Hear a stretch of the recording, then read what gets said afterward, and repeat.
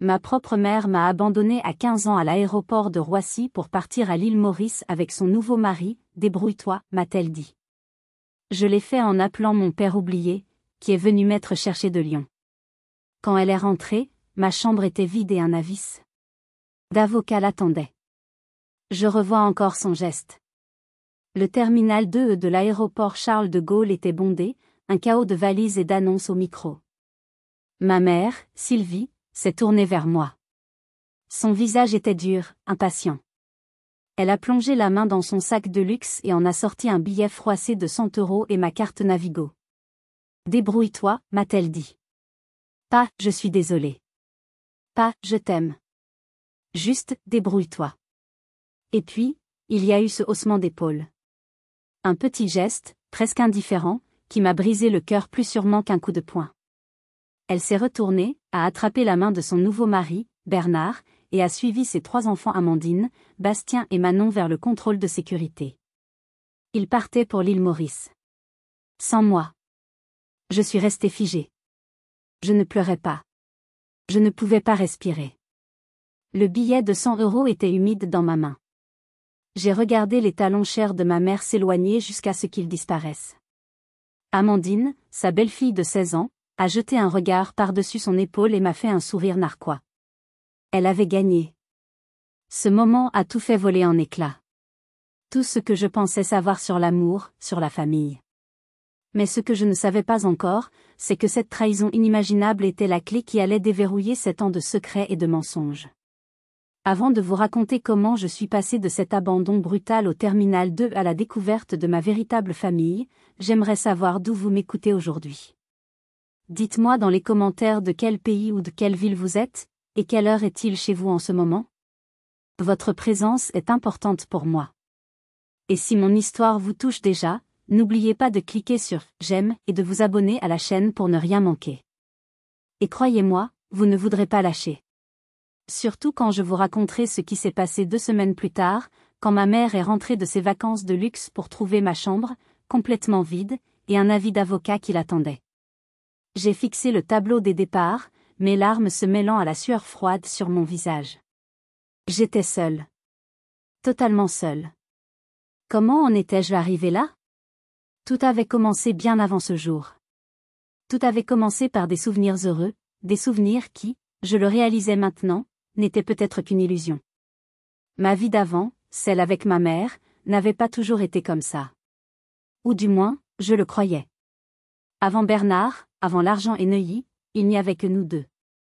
Ma mère Sylvie et moi, Léonie. Nous vivions dans un petit 2 pièces à Belleville, dans le 19e arrondissement de Paris. C'était bruyant, c'était populaire, et ça n'avait rien à voir avec le luxe glacial que j'allais connaître plus tard. Nos murs étaient fins, la peinture s'écaillait, mais c'était chez nous. Je me souviens des week-ends au parc des Buttes-Chaumont. Elle me poussait sur la balançoire si haut que j'avais l'impression de pouvoir toucher les nuages. Le soir, quand le frigo était presque vide, elle préparait des crêpes pour le dîner, et nous mangions par terre en regardant la télévision. Nous n'avions pas grand-chose, mais je me sentais riche. Elle était mon héroïne. Ma seule famille. Mon père, Étienne, était parti quand j'avais 8 ans. Le divorce avait été rapide et silencieux. Je me souviens de mes parents assis aux 2 extrémités du canapé usé, l'air tendu. Parfois, les adultes arrêtent de s'aimer, m'avait expliqué maman. L'explication était vague, mais sa douleur était palpable. Après ça, mon père a commencé à s'effacer. Les week-ends chez lui sont passés d'un week-end sur 2 à 1 fois par mois. Puis, les appels téléphoniques sont devenus plus courts, plus gênants. Maman soupirait toujours après qu'il ait appelé. Ton père a du mal, chérie, disait-elle. Il lutte pour payer la pension alimentaire. Je la croyais. Comment ne pas croire sa propre mère? J'ai commencé à en vouloir à mon père. Je pensais qu'il nous avait abandonnés, qu'il préférait sa nouvelle vie à la nôtre. Quand j'ai eu 12 ans, les appels ont cessé. Mon dernier souvenir de sa voix était un « Joyeux anniversaire, Léonie », maladroit. Puis, plus rien. J'ai reporté tout mon amour sur ma mère. J'étais devenue son ombre, sa confidente. Je l'aidais à compter les pièces pour payer les courses. Je ne me plaignais jamais quand mes chaussures étaient trop petites. J'étais déterminée à être l'enfant parfaite pour compenser l'adulte irresponsable qui nous avait quittés. Je pensais que nous étions une équipe, elle et moi, contre le reste du monde. J'avais tort. J'avais tellement tort. Je ne savais pas encore que cette femme, mon héroïne, était capable d'une trahison bien plus profonde que celle dont elle accusait mon père. Je ne savais pas que notre petite vie à Belleville n'était pas la vérité. C'était juste le décor d'un mensonge qui durait depuis des années. Et ce mensonge était sur le point d'être remplacé par un autre, bien plus grand et bien plus froid. Quand j'ai eu 13 ans, ma mère a rencontré Bernard. Il était tout ce que mon père, selon ma mère, n'était pas, riche, sûr de lui, visiblement puissant. Il était gestionnaire de patrimoine, un de ces métiers dont je ne comprenais pas la signification, mais qui se traduisait par des costumes chers et des dîners dans des restaurants où je n'osais même pas regarder les prix. En 6 mois, nous avons quitté Belleville. Nous avons déménagé dans un hôtel particulier à Neuilly-sur-Seine. C'était comme entrer dans un autre pays. Le silence était assourdissant, interrompu seulement par le bruit des voitures de luxe glissant sur l'asphalte propre. La maison était immense, froide, remplie d'œuvres d'art modernes que je n'avais pas le droit de toucher. Et elle était déjà habitée. Bernard avait 3 enfants de son précédent mariage. Amandine, 16 ans, me regardait avec un mépris à peine voilé. Elle avait des cheveux blonds parfaits, des vêtements que je n'avais vus que dans les magazines, et elle m'ignorait royalement, sauf pour me faire des remarques désobligeantes sur mes vieux jeans. Bastien, 12 ans, et Manon, 10 ans, suivaient l'exemple de leur sœur. J'étais l'intruse. Bernard, lui, était poli. Un « bonjour Léonie » le matin, un « bonne nuit » le soir. Mais ses vrais sourires, son affection, étaient réservés à ses enfants. Les dîners de famille sont devenus un exercice de torture. La conversation tournait autour de sujets qui m'étaient totalement étrangers, les prochaines vacances de ski à Courchevel, les meilleures classes préparatoires pour entrer à HEC, les mérites de tel ou tel club de polo. Quand j'essayais de parler de mes notes ou d'un livre que j'aimais, on me répondait par un hochement de tête poli avant que la conversation ne reprenne son cours. Mais le plus douloureux, c'était de voir ma mère changer. Ma mère, Sylvie. La femme qui coupait les bons de réduction et achetait des vêtements d'occasion. Elle a commencé à se teindre les cheveux d'un blond plus clair, plus Neuilly. Elle parlait de Louis Vuitton et de ses rendez-vous chez l'esthéticienne. Un soir, j'ai entendu Amandine au téléphone avec une amie. Elle riait. Oui, la nouvelle femme de papa. Elle est sympa, mais elle est venue avec un bagage. Elle parlait de moi. J'étais le bagage. Une valise gênante qu'on traîne derrière soi. J'en ai parlé à ma mère ce soir-là, les larmes aux yeux. Elle a soupiré, l'air agacé. Léonie, arrête d'être si sensible. Amandine plaisantait. Tu devrais faire des efforts pour t'intégrer. Faire des efforts. C'est tout ce que je faisais. Je devenais invisible, j'essayais de ne pas faire de vagues. Je n'étais plus sa fille. J'étais une complication dans sa nouvelle vie parfaite. Je ne savais pas encore à quel point j'étais un obstacle. Un obstacle qu'elle était prête à éliminer pour de bon. L'annonce est tombée lors d'un dîner, environ un mois avant ce jour fatidique à l'aéroport. Bernard a levé son verre de vin. J'ai réservé nos vacances. 2 semaines à l'île Maurice. Un resort 5 étoiles. Amandine et Manon ont applaudi. Ma mère avait les yeux brillants. Oh, Bernard, c'est merveilleux. Moi, j'ai senti mon estomac se nouer. L'île Maurice. C'était comme un rêve. Peut-être que ce voyage serait l'occasion de, je ne sais pas, de nous rapprocher? Mon espoir a été de courte durée. La semaine suivante, ma mère a annoncé qu'elle emmenait Amandine et Manon faire du shopping aux Galeries Lafayette. Pour acheter quelques tenues pour le resort, a-t-elle dit joyeusement. Je peux venir, ai-je demandé, ma voix plus petite que je ne l'aurais voulu. Ma mère m'a regardé, un éclair d'embarras dans les yeux. Oh, chérie. Tes vêtements iront très bien. Et puis, ce que nous allons acheter, ce n'est pas vraiment ton style. Pas mon style. C'était sa nouvelle façon de dire « trop cher pour toi ». J'ai regardé Amandine lui faire un sourire complice. J'ai avalé ma salive et j'ai hoché la tête. J'ai passé l'après-midi seule dans ma chambre, qui était en fait une ancienne chambre de bonne au dernier étage, loin des autres chambres. J'étais blessée, mais j'étais aussi têtue. J'avais économisé de l'argent. 150 €, gagnés durement en faisant du babysitting pour des voisins à Belleville, avant que nous ne déménagions. J'avais caché l'argent dans une boîte à chaussures au fond de mon armoire. J'ai décidé que j'irais m'acheter mon propre maillot de bain. Un maillot de bain qui ne ferait pas honte à ma mère. Le lendemain, alors que tout le monde était sorti, je suis allée chercher ma boîte. Je l'ai ouverte. Elle était vide. Les 150 € avaient disparu. J'ai senti le sang quitter mon visage. Une seule personne savait où je cachais mes choses. Amandine. Elle était entrée dans ma chambre pendant que j'étais à l'école et avait tout pris. Quand ils sont rentrés, chargés de sacs de luxe, je suis allée directement voir ma mère. J'étais hors de moi. Amandine a volé mon argent. Amandine, qui était derrière moi, a éclaté de rire. Quoi? Tu es folle. Pourquoi je volerais tes 150 €? Elle a prononcé le montant avec un tel dédain que j'ai eu envie de la frapper. J'ai supplié ma mère, maman, je t'assure, l'argent était là. Ma mère a fermé les yeux, exaspérée. Léonie, ça suffit. Tu es si négligente. Tu as dû perdre cet argent. N'accuse pas Amandine. Bernard déteste les histoires. Tu ne vois pas que tu rends les choses difficiles pour tout le monde? Elle ne m'a même pas laissé finir. Elle ne m'a pas défendu. Elle a choisi sa nouvelle famille, encore une fois. Honnêtement, qu'auriez-vous fait à ma place?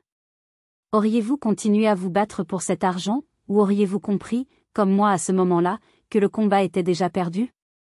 Dites-le moi dans les commentaires. J'ai senti quelque chose se briser en moi ce jour-là. Ce n'était pas l'argent. C'était la dernière once de confiance que j'avais en elle.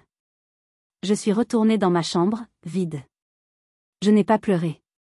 J'étais juste vide.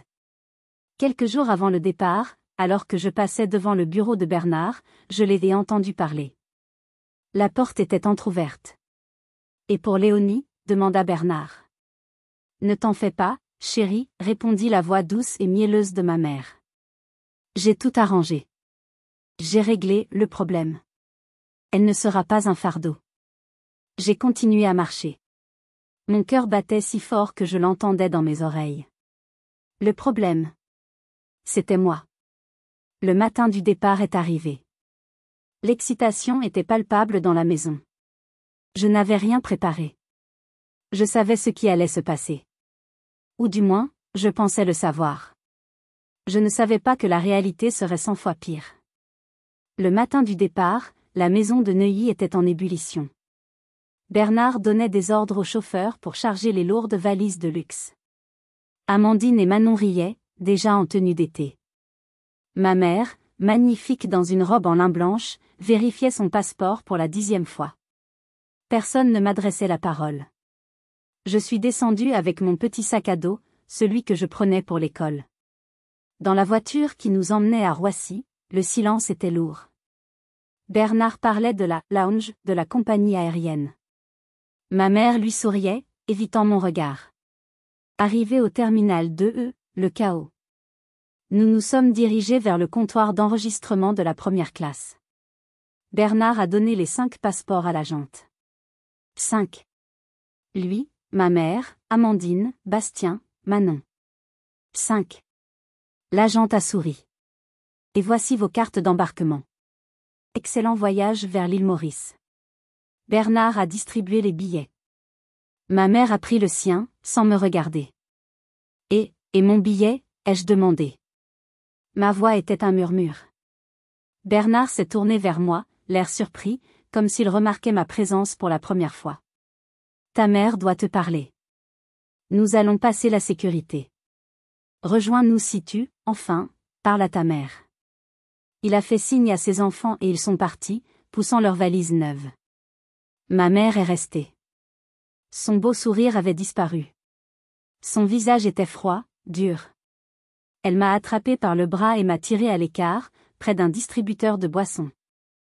Écoute, Léonie, a-t-elle commencé, d'un ton sec. Il y a un changement de plan. Tu ne viens pas. Les mots m'ont frappé comme une gifle. Quoi? Pourquoi? J'ai fait quelque chose de mal? Elle a soupiré, exaspérée. Non. C'est juste que... Bernard pense que ce voyage devrait être réservé à sa vraie famille. Ses enfants et moi. Tu sais, pour créer des liens. Mais je suis ta famille. Ma voix s'est brisée. Je suis ta fille. Ne fais pas de scène, a-t-elle sifflé, ses yeux lançant des éclairs. Les gens commençaient à nous regarder. Tu rends les choses tellement difficiles. C'est toujours compliqué avec toi. Elle a fouillé dans son sac Chanel. Elle en a sorti un billet de 100 € et ma carte Navigo, celle que j'utilisais pour le lycée. Tiens. Prends le RER B pour rentrer à la maison. Madame Michel, la voisine, a un double des clés. Tu as 15 ans, tu es assez grande. Débrouille-toi. Débrouille-toi. Encore ce mot. Je la regardais, incapable de bouger. Les larmes coulaient sur mes joues. Maman, s'il te plaît. Ne fais pas ça. Je t'en supplie. Richard, Bernard m'attend, dit-elle, corrigeant à peine son lapsus. Ce voyage est important. Pour notre avenir. Parfois, dans la vie, il faut faire des sacrifices. Un sacrifice? J'ai presque crié. C'est moi le sacrifice? Tu me laisses seule dans un aéroport international. Et c'est là qu'elle l'a fait. Elle a haussé les épaules. Ce haussement d'épaules. Indifférent. Agacé. Comme si je n'étais qu'un moustique qui la dérangeait. Ce geste, il restera gravé dans ma mémoire pour toujours. Je t'appellerai quand on atterrira, a-t-elle menti. Elle s'est penchée, a posé un baiser sec et froid sur mon front, puis elle a tourné les talons. Ses talons chers ont claqué sur le sol en marbre du terminal. Elle a rejoint Bernard, qui l'attendait de l'autre côté de la sécurité. Je l'ai regardé passer le portique. Elle n'a pas regardé en arrière. Pas une seule fois. Amandine, elle, l'a fait. Elle m'a regardé droit dans les yeux, de l'autre côté de la vitre, et elle a souri. Un sourire triomphant. J'étais seule. Vraiment seule. Le billet de 100 € dans ma main tremblante ressemblait au prix de mon abandon. Ma batterie de téléphone affichait 15%. Je suis restée là, au milieu du terminal 2E, pendant ce qui m'a semblé être une éternité. Les gens se bousculaient autour de moi, pressés d'attraper leur vol, d'embrasser leurs proches. J'étais une statue de sel au milieu d'une rivière en mouvement. Finalement, mes jambes ont cédé. Je me suis assise sur un siège en métal froid, face au grand tableau des départs. J'ai regardé le vol à F740 pour l'île Maurice. Le statut est passé de « embarquement » dernier APPEL. Puis, porte fermée. Et enfin, le mot qui a scellé mon sort, décoller. Ils étaient partis. Ils étaient dans les airs, sirotant du champagne, pendant que j'étais assise là, avec 100 € et un pass Navigo. Les larmes que j'avais retenues sont venues. Des larmes silencieuses, chaudes, de rage et d'incompréhension. J'ai sorti mon téléphone. 14%. J'ai appelé ma mère. Directement sur sa messagerie vocale. Bien sûr. Elle avait éteint son téléphone. J'ai envoyé un message. Comment as-tu pu me faire ça? Délivré. Puis un autre.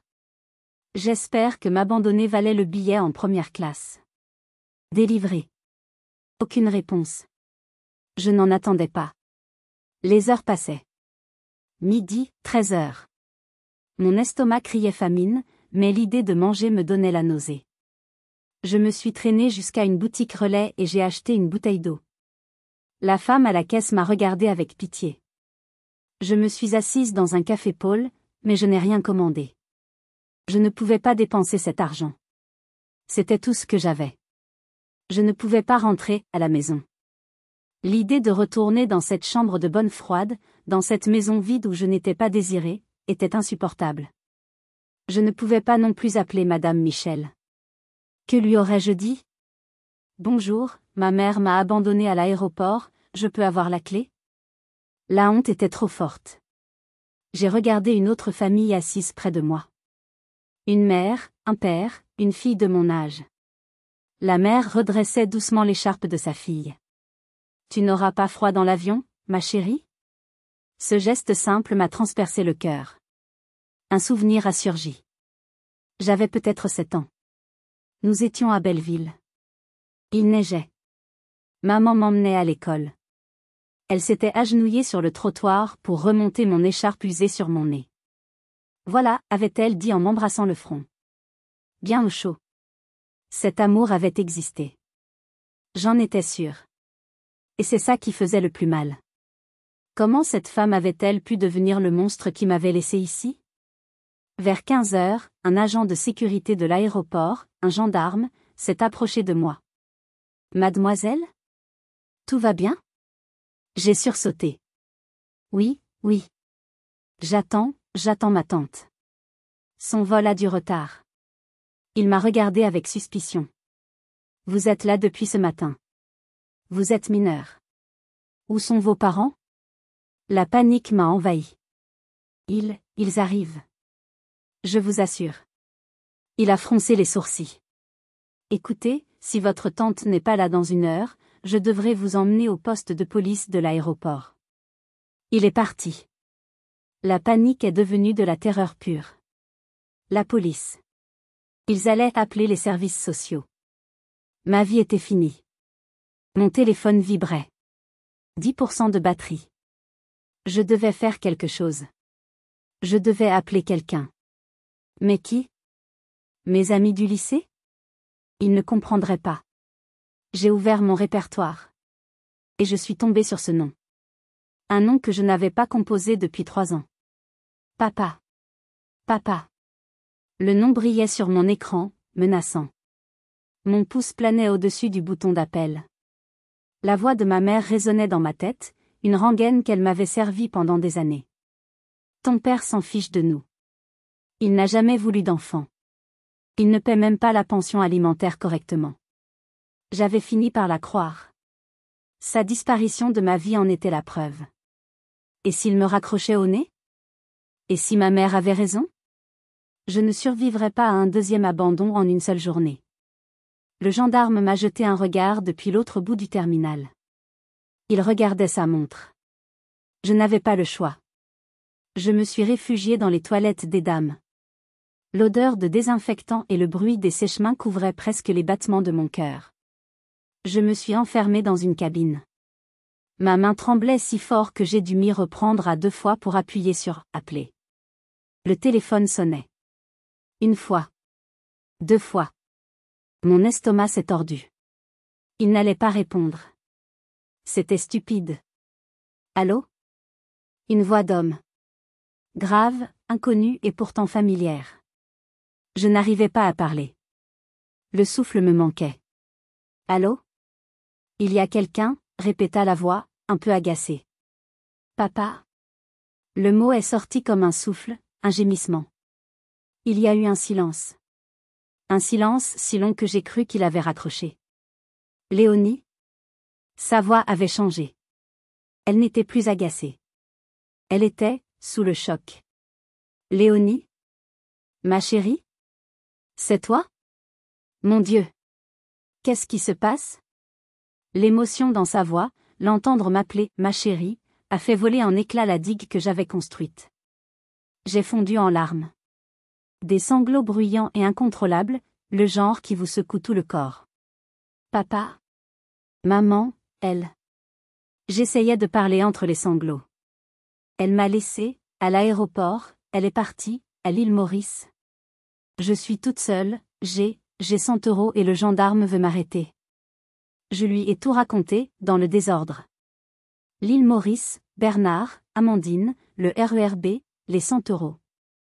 Pendant que je parlais, le silence à l'autre bout du fil était terrifiant. Il n'a pas dit un mot. Quand j'ai eu fini, il n'y a eu qu'une seconde de pause. Puis sa voix a retenti, et elle avait complètement changé. Elle n'était plus douce.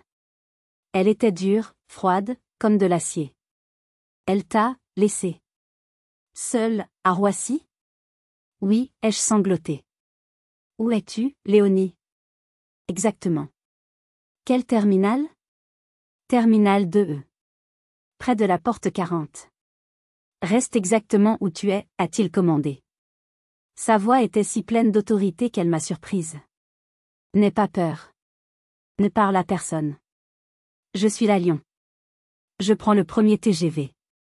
Lyon? J'étais confuse. Mais, ça va prendre des heures? Il y a un TGV direct de Lyon-Part-Dieu à l'aéroport Charles de Gaulle. J'y suis en 2 heures. 2 heures, tu m'entends? Je suis à la gare TGV de Roissy avant 17h30. Ne bouge pas. Mais le gendarme? Donne-moi 1 minute, m'a-t-il coupé. Je vais appeler le service d'information de l'aéroport. Je vais leur dire que ma fille mineure est perdue et que j'arrive. Reste près du comptoir d'Air France. Ils viendront te chercher. Léonie? Oui. Accroche-toi. Papa arrive. Il a raccroché. Je suis sortie de la cabine, chancelante. Papa arrive. Papa arrive. La phrase tournait en boucle dans ma tête. L'homme qui m'avait, selon ma mère, oublié, traversait la France en TGV pour venir me chercher. J'ai fait ce qu'il m'a dit. Je me suis traînée jusqu'au comptoir d'Air France. Quelques minutes plus tard, une hôtesse s'est approchée de moi. Léonie? Votre père vient d'appeler. Venez avec moi, ma chérie. Vous serez en sécurité. Elle m'a emmenée dans un petit salon privé, m'a donné une bouteille d'eau et un sandwich. On s'occupe de vous jusqu'à ce qu'il arrive. Ces 2 heures ont été les plus longues de toute ma vie. Si vous êtes arrivé jusqu'ici, laissez un commentaire pour nous dire ce que vous auriez fait à la place d'OP. Vous pouvez aussi écrire simplement le chiffre 1 pour montrer que vous suivez encore. Et dites-nous, vous regardez cette histoire depuis quelle région ou quel pays? À 17h25 précise, l'hôtesse d'Air France est revenue. Votre père est arrivé à la gare TGV. Il vous attend au point de rencontre. La gare TGV est intégrée à l'aéroport. Mon cœur battait à tout rompre. L'hôtesse m'a accompagnée. Et puis, je l'ai vu. Il était là, près d'un pilier. Il avait l'air si différent. L'image que j'avais de lui était celle d'un homme fatigué, un peu perdu, comme sur les vieilles photos. L'homme qui se tenait là était plus âgé, bien sûr, ses cheveux avaient quelques fils d'argent aux tempes. Mais il se tenait droit, dans un costume bien coupé, et il dégageait une assurance que je ne lui connaissais pas. Nos regards se sont croisés. Pendant 1 seconde, le monde s'est arrêté. Il a couru vers moi. Il ne m'a pas juste prise dans ses bras. Il m'a enveloppée. Je me suis agrippée à sa veste, respirant son odeur, un mélange de café et d'après-rasage que je ne reconnaissais pas. Léonie, ma fille, regarde-toi. Il m'a tenue à bout de bras, ses yeux parcourant mon visage. Il avait les larmes aux yeux. Je suis tellement désolée. Maman a dit que tu m'avais oublié, ai-je murmuré. Son visage s'est durci. Jamais. Pas un seul jour. Une voiture noire, une voiture avec chauffeur, VTC, nous attendait à la sortie. Pas une voiture ordinaire. Une Mercedes classe S. On rentre à la maison, a-t-il dit, posant une main protectrice sur mon dos. On va à Paris, ai-je demandé, confuse. Non, a-t-il dit. On va à Lyon. Chez moi. Chez nous. Le trajet en voiture a été silencieux au début. J'étais épuisée, sous le choc. Je me suis endormie contre la portière. Quand je me suis réveillée, il faisait nuit et nous étions sur l'autoroute A6. Papa? Je suis là, chérie. Maman a dit, elle a dit que tu avais du mal. Que tu étais, fauché. Il a eu un petit rire triste. C'est ce qu'elle t'a dit? Il a regardé par la fenêtre. Après le divorce, oui, c'était très dur. Mon ancienne entreprise avait fait faillite. Mais il y a 5 ans, j'ai cofondé une nouvelle société. Une start-up de logiciels, à Lyon. Disons que, les choses se sont beaucoup améliorées. Beaucoup améliorées. La voiture de luxe, le costume cher, ça commençait à avoir un sens. Mais, pourquoi tu n'as pas appelé? Pourquoi tu as disparu? Il a sorti son téléphone. Un smartphone dernier cri. Il l'a ouvert, est allé dans ses contacts, puis dans ses messages. Il me l'a tendu. J'ai vu mon nom. Et des dizaines de messages envoyés, datant de 3 ans. Joyeux anniversaire, Léonie. Joyeux Noël, ma puce. J'espère que tu vas bien. Tu me manques. Tous marqués, non distribués. Elle a changé ton numéro, a-t-il dit, sa voix sourde. Et elle a bloqué le mien sur le téléphone de la maison. J'ai essayé d'envoyer des emails à ton école. Aucune réponse. J'ai essayé d'appeler sur son portable. Elle m'a menacé de porter plainte pour harcèlement. Puis il a ouvert son application bancaire. Regarde ça. Il m'a montré une ligne de virement mensuel. Pension alimentaire. Léonie. Le montant m'a fait halter. C'était énorme. C'était assez pour vivre comme des rois, même à Paris. Mais maman disait toujours qu'on n'avait pas d'argent. On mangeait des pâtes. Elle disait que tu payais à peine. Elle a menti, a-t-il dit simplement. Elle a menti. Surtout. Nous sommes arrivés à Lyon. Nous n'avons pas conduit vers un quartier ordinaire. Nous nous sommes dirigés vers la presqu'île, le cœur de la ville. J'arrivais à Lyon non seulement avec un père que je redécouvrais, mais avec la certitude écrasante que toute ma vie, depuis 7 ans, n'avait été qu'un mensonge. Et je n'avais pas encore tout vu. Nous sommes arrivés dans un immeuble magnifique sur les quais de Saône. L'appartement de mon père était au dernier étage, un duplex incroyable avec une baie vitrée immense donnant sur la rivière et la colline de Fourvière. C'était le contraire de la maison de Neuilly. Là-bas, tout était froid, gris et impersonnel. Ici, c'était chaleureux, moderne, avec des étagères pleines de livres, une guitare dans un coin, et une cuisine ouverte qui sentait bon le café. Je ne savais pas, ai-je bafouillé. Comment l'aurais-tu pu, a-t-il dit doucement. Il a pris mon sac à dos. Viens, je vais te montrer ta chambre. Ma chambre? Il m'a conduite à l'étage. Il a ouvert une porte. La chambre était peinte en bleu pastel, ma couleur préférée quand j'étais petite. Il y avait un grand lit confortable, un bureau, et une vue encore plus belle sur la ville. Je l'ai toujours gardée prête, a-t-il dit, sa voix s'étranglant un peu. Juste, au cas où. J'ai fait quelques pas à l'intérieur. Et c'est là que je les ai vus. Sur l'étagère, bien rangés, il y avait 4 paquets cadeaux. Ils étaient emballés dans du papier coloré. Une petite étiquette était attachée à chacun. Pour Léonie, 12 ans. Pour Léonie, 13 ans. Pour Léonie, 14 ans. Pour Léonie, 15 ans. Il avait continué à acheter mes cadeaux d'anniversaire. Chaque année.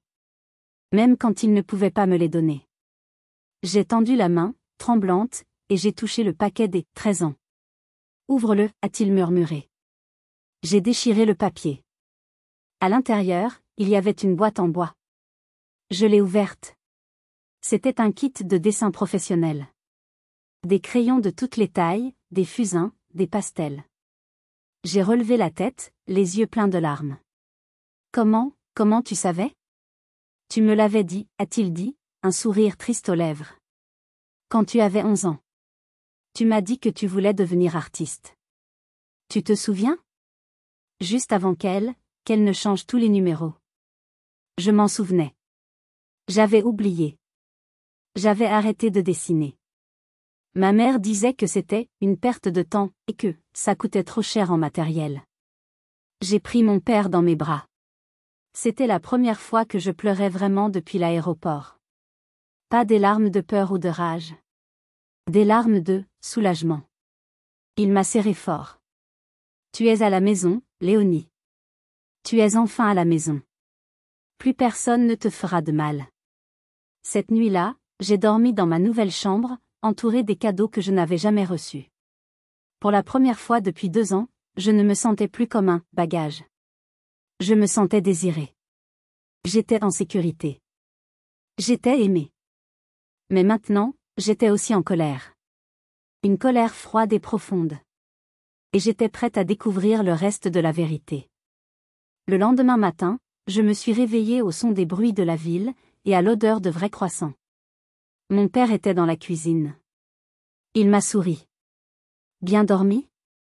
C'était la première nuit en 2 ans où je n'avais pas fait de cauchemar. Après le petit déjeuner, il est devenu sérieux. Léonie, j'ai pris rendez-vous. Nous devons parler à quelqu'un. 1 heure plus tard, nous étions assis dans un bureau élégant du centre-ville. Une femme en tailleur strict nous a serré la main. Bonjour Léonie. Je suis Maître Durand. Je suis l'avocate de ton père. Elle avait un dossier épais sur son bureau. Léonie, a-t-elle commencé d'une voix professionnelle mais douce, ce que ta mère a fait est très grave. En droit français, c'est un crime. Ça s'appelle un délit d'abandon de mineur. C'est passible de prison. Le mot « prison » m'a fait frémir. De plus, a-t-elle continué, ton père a la preuve de virements réguliers pour ta pension alimentaire. Une somme que, de toute évidence, tu n'as jamais vue. C'est un détournement de pension alimentaire, et c'est aussi un délit.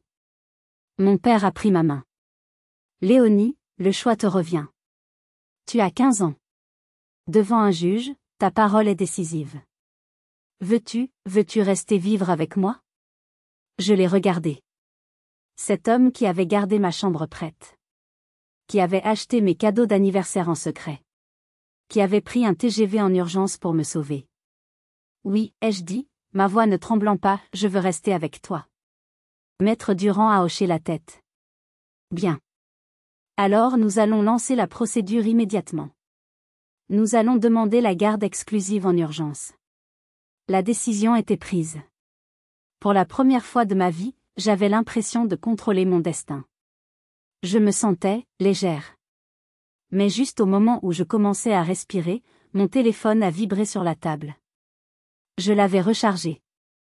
Je l'ai regardé. Le nom s'affichait. Maman. Mon cœur a raté un battement. Mon père m'a regardé. Tu n'es pas obligé de répondre. Je sais. J'ai appuyé sur « Répondre » et j'ai activé le haut-parleur.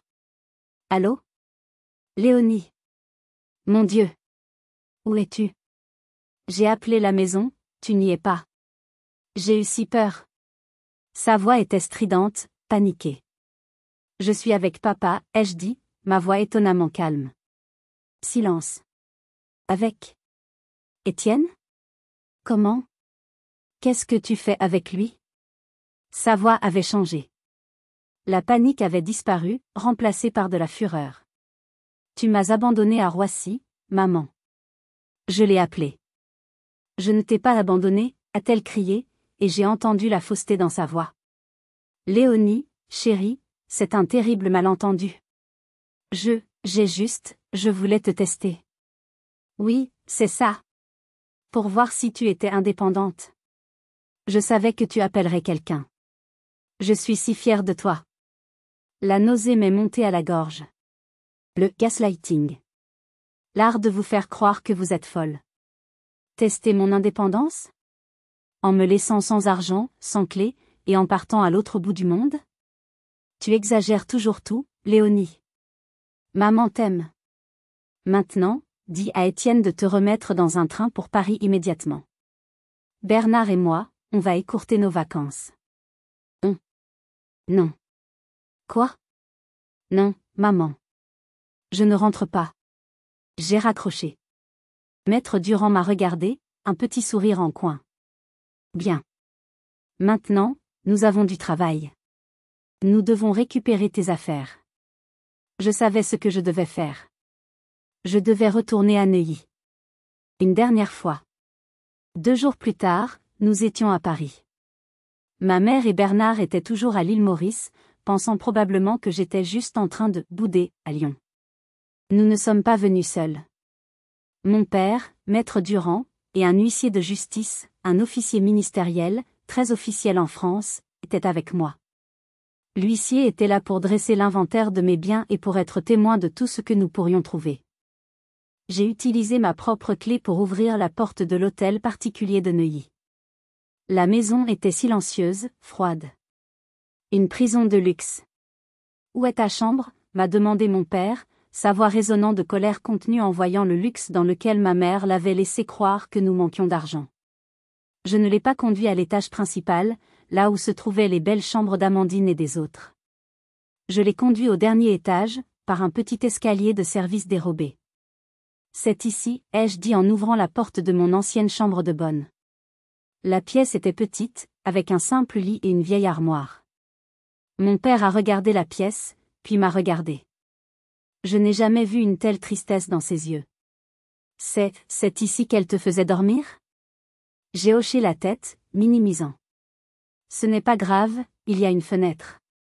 L'huissier prenait des photos. Maître Durand prenait des notes. J'ai commencé à faire mes cartons. Je n'avais pas grand-chose. Quelques vêtements, mes livres d'école. Je vidais le dernier tiroir de l'armoire, rempli de vieux pulls. Et j'ai senti quelque chose de dur en dessous. Caché sous une pile de pulls que je ne mettais plus, il y avait une boîte en fer. Une vieille boîte à biscuits. Je l'ai sortie. Elle était recouverte de poussière. Je l'ai ouverte. À l'intérieur, il y avait une liasse de lettres, maintenue par un élastique. Je l'ai prise, mes mains tremblant. L'écriture sur la première enveloppe, c'était celle de mon père. L'adresse était celle de notre vieil appartement à Belleville. J'ai ouvert la première lettre. C'était une carte d'anniversaire. Pour mes 12 ans. Puis une autre. Noël. Une autre encore. Une longue lettre, datée d'il y a 3 ans. Ma chérie Léonie, j'ai déménagé à Lyon. J'ai ma propre boîte maintenant, une start-up. Je suis tellement excitée. J'espère que tu pourras venir voir. Voici mon nouveau numéro et ma nouvelle adresse. Appelle-moi dès que tu peux. Tu me manques chaque jour. Je t'aime. Papa. Elle avait tout gardé. Toutes ses tentatives de me contacter. Elle avait déménagé à Neuilly et avait emporté les preuves de son mensonge avec elle, les cachant là où elle était sûre que je ne les trouverais jamais. Ce n'était pas l'abandon à l'aéroport. Ce n'était pas l'argent volé. C'était ça. C'était la vraie trahison. Elle ne m'avait pas seulement abandonné. Elle m'avait volé mon père. Elle m'avait volé des années d'amour, des années de cadeaux d'anniversaire, des années de « je t'aime ». Elle m'avait laissé croire que j'étais seule, alors que j'avais un père qui m'attendait. L'huissier a pris des photos des lettres. Maître Durand a mis la boîte dans un sac scellé. Je me suis assise au bord de mon lit défait. J'ai pris une feuille de papier dans mon sac d'école. J'ai écrit. Maman, j'ai trouvé les lettres. Celles que papa m'a écrites. Celles que tu as cachées. Je sais tout. Pour l'argent. Pour les mensonges. Je choisis de vivre avec papa. Non pas par vengeance, mais parce que je mérite d'être là où je suis désirée, et non là où je suis un problème à gérer. Ne cherche pas à me contacter. Les avocats s'en chargent. J'ai signé, Léonie. Pas ta fille. J'ai posé la lettre sur le matelas nu. À côté, j'ai posé la clé de la maison de Neuilly. Je suis sortie de cette chambre sans me retourner. Je suis descendue. J'ai rejoint mon père. C'est fini, ai-je dit. Nous sommes sortis de cette maison. Le problème était résolu. Mais la confrontation finale était encore à venir. Ma mère est rentrée de l'île Maurice 3 jours plus tard. La tempête a commencé par des messages. D'abord confus. Léonie? Je suis rentrée. Où es-tu? La maison est vide. Puis, paniqué. Léonie, ce n'est pas drôle. J'appelle la police.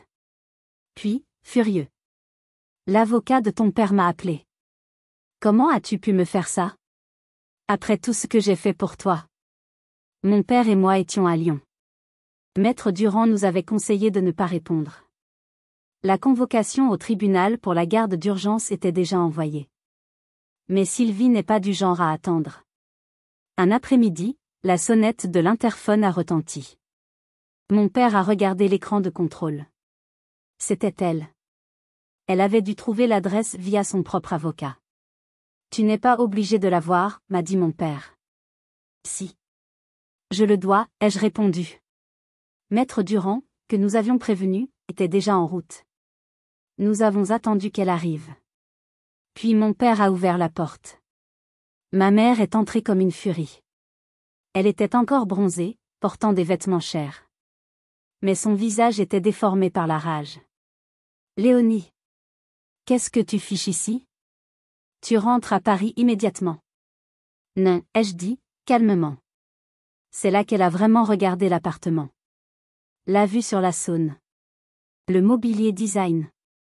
La richesse évidente, mais différente de celle de Bernard. Une richesse acquise, pas héritée. Son visage a changé. La rage s'est muée en quelque chose d'horrible, la jalousie. A-t-elle sifflé, en regardant mon père. Je vois. C'est ça. Tu l'as acheté. Tu l'as attiré ici avec ton argent, n'est-ce pas? Tu savais que je ne pouvais pas rivaliser. Tais-toi, ai-je crié. C'était la première fois que je haussais la voix contre elle. Tu n'as pas le droit de parler d'argent. Je suis ta mère. J'ai tous les droits. Non. Tu as perdu ce droit quand tu m'as abandonné à Roissy. Tu l'as perdu quand tu as volé l'argent de ma pension alimentaire. Et tu l'as surtout perdu quand tu as caché ces lettres. Le sang a quitté son visage. Je ne vois pas de quoi tu parles. J'ai trouvé les lettres, maman, ai-je hurlé, les larmes de rage montant. Celles de papa. Celles de Lyon. Tu m'as menti. Pendant des années. C'est là que Maître Durand, qui était entré discrètement, a pris la parole. Madame. Nous avons les lettres. Nous avons les relevés bancaires.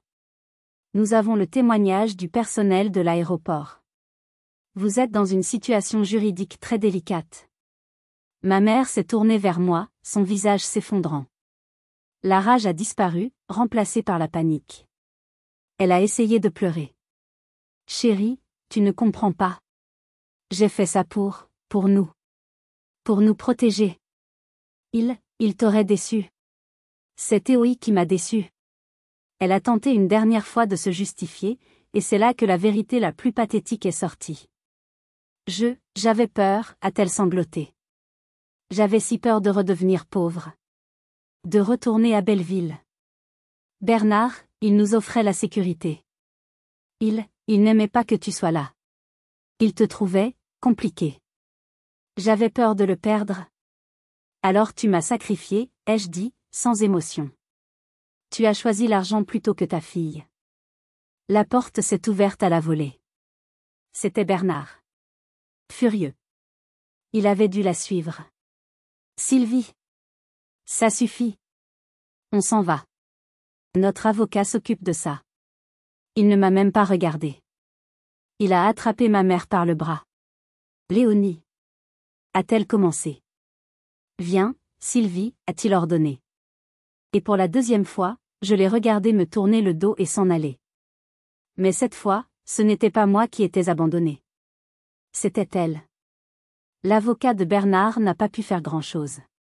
Face aux preuves accablantes, l'abandon filmé par les caméras de Roissy, le détournement financier, les lettres cachées, le juge a été rapide. La garde d'urgence a été confirmée. 3 mois plus tard, mon père obtenait ma garde exclusive et totale. Le tribunal a également ordonné à ma mère de rembourser l'intégralité de la pension alimentaire qu'elle avait détournée pendant des années. Ma nouvelle vie à Lyon a commencé. Ce n'était pas facile. J'ai changé de lycée. J'ai dû me faire de nouveaux amis, apprendre à vivre avec ce père que je connaissais à peine. Mon père m'a inscrite à une thérapie. J'y suis allée chaque semaine. J'ai parlé. J'ai pleuré. J'ai été en colère. J'ai parlé de Belleville, de Neuilly, d'Amandine, et de ce haussement d'épaule à l'aéroport. Lentement, très lentement, j'ai commencé à guérir. Mon père a été incroyable. Il était patient. Il ne m'a jamais poussé. Il était juste là. Il m'a emmené voir les traboules, les passages secrets, de Lyon. Nous avons mangé dans des bouchons, restaurants traditionnels. Il m'a emmené au ski pour la première fois, dans les Alpes. Il m'a appris à ne plus avoir peur. Reconstruire la confiance est la chose la plus difficile au monde. Si vous avez déjà vécu une trahison profonde de la part d'un proche, vous savez exactement de quoi je parle. C'est un travail de chaque instant. Mais jour après jour, avec de l'amour et de la patience, nous l'avons fait. Les années ont passé. J'ai arrêté de me sentir comme une victime. J'ai commencé à me sentir comme une survivante. La colère que je ressentais contre ma mère s'est transformée en pitié. J'ai excellé au lycée. La rage de réussir, de lui prouver qu'elle avait tort, était un moteur puissant. J'ai été accepté à Sciences Po. Mon père a pleuré de fierté. J'ai décidé d'étudier le droit. Pas le droit des affaires comme Bernard. Le droit de la famille. Je voulais être la personne que je n'avais pas eue à 8 ans. Je voulais être celle qui se battait pour les enfants coincés entre des parents qui les utilisaient comme des armes. J'avais trouvé ma voie. J'avais transformé le pire moment de ma vie en ma plus grande force. Mais je devais encore faire face à mon passé, une dernière fois, pour être vraiment libre. Je me suis mariée à 28 ans. Je suis devenue l'avocate que j'avais toujours voulu être, spécialisée dans la défense des droits de l'enfant lors des divorces difficiles. Mon mariage était sur une colline surplombant Lyon. C'est mon père, Étienne, qui m'a conduite à l'hôtel. Ses yeux brillaient de larmes. « Tu es la chose la plus précieuse de ma vie, Léonie », m'a-t-il murmuré avant de me confier à mon mari. Ma mère était là. Elle était assise au 3e rang. Seule. Elle et Bernard avaient divorcé quelques années après ma fuite. Il avait apparemment fait de mauvais investissements et avait tout perdu. Sans son argent, ma mère n'avait plus aucune raison de rester. Notre relation était distante. Polie. Nous nous envoyions des cartes à Noël. Elle n'avait jamais vraiment admis l'entièreté de ce qu'elle avait fait, mais elle avait cessé de mentir. C'était un début. En la regardant, assise seule, j'ai réalisé que je ne ressentais plus de haine. Je ne ressentais plus de colère. Je ressentais juste du vide. Elle était devenue une étrangère. Le jour où elle m'a laissée à Roissy a été le pire jour de ma vie. Mais c'était aussi le jour qui m'a sauvée. Il m'a libérée d'une vie où j'étais un bagage et m'a conduite à une vie où j'étais un trésor. Ce jour-là, elle a fait un choix. Elle a choisi l'argent. Et moi, j'ai été forcée de faire le mien. J'ai choisi de survivre. J'ai choisi de trouver mon père. J'ai choisi de guérir. La famille, ce n'est pas toujours le sang. C'est un choix. C'est se choisir, les uns les autres, chaque jour. Merci d'avoir écouté mon histoire jusqu'au bout. Si elle vous a touché, si elle vous a mis en colère, ou si elle vous a donné de l'espoir, merci de laisser un « j'aime » sur cette vidéo et de vous abonner à la chaîne. Et maintenant, je veux vous demander, avez-vous déjà dû mettre des limites avec votre propre famille pour vous protéger? Avez-vous dû choisir entre votre bien-être et un lien de sang? Racontez-moi vos expériences, vos combats, dans les commentaires ci-dessous. Souvenez-vous, peu importe à quel point vous vous sentez seul ou trahi, vous n'êtes jamais aussi seul que vous le pensez. Votre histoire compte. Et vous méritez d'être là où vous êtes désiré.